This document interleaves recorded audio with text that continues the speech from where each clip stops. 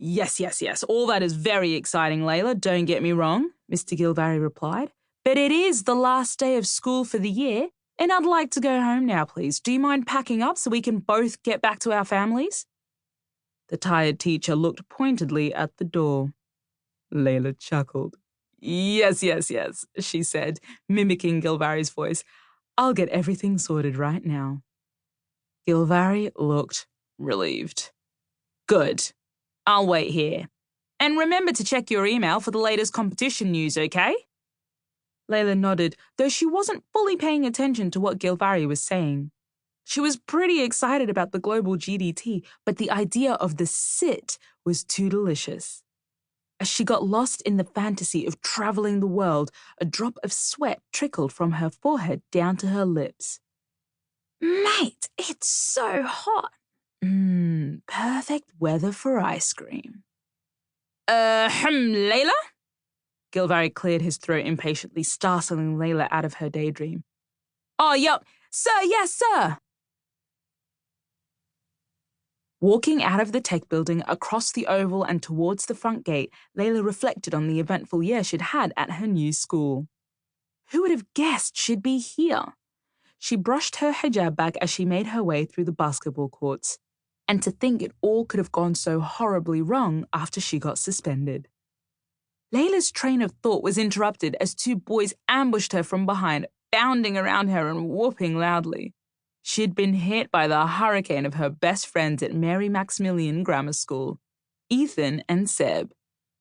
Yes, summer, yelled Seb, his voice breaking slightly as he jumped into the air, landing lithely on his feet before falling into step with Layla.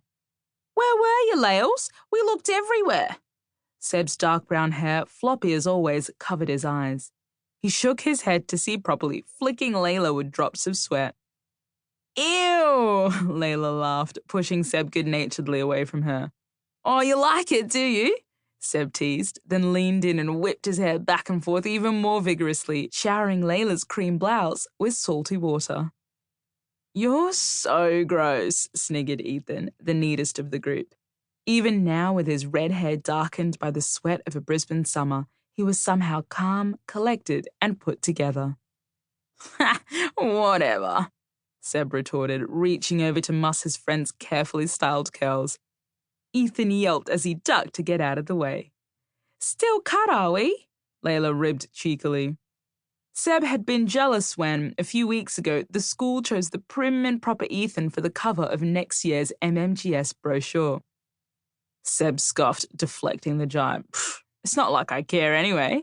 Ethan and Layla glanced at each other. He clearly, definitely cared. They should have at least had you on the front, right, Layles? You got way higher marks in class, Seb said, trying to shift the focus away from himself. Layla scowled at her floppy-haired friend, whose nose crinkled in confusion. What, you think 'cause you got suspended on your first week of school, he started. For headbutting the chairman's son, Layla added. Oh, yeah. I guess that might make a difference. But still... Layla rolled her eyes, and Ethan stepped in to save her the explanation.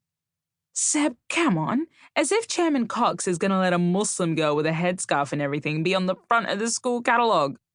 Seb's eyes widened as it dawned on him. Oh, yeah, righto. He doesn't really like you, does he? Layla smirked as they made their way towards the front gate of the school. I don't think he likes any Muslims. Anyway, it's his loss.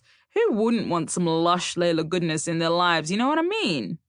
The teen chuckled to herself as she adjusted the straps of her heavy backpack. Forget Cox with a head full of rocks. I was at the workshop doing some final touches on the GDT idea that I'm working on. Aluminium welding is so tricky, but I'm pretty good now. She grinned, but before she could continue to wax lyrical about her workshop antics, Ethan and Seb had changed the subject. I can't believe it's the end of year 8. Ethan sighed as the three friends meandered through the school campus towards the pickup area.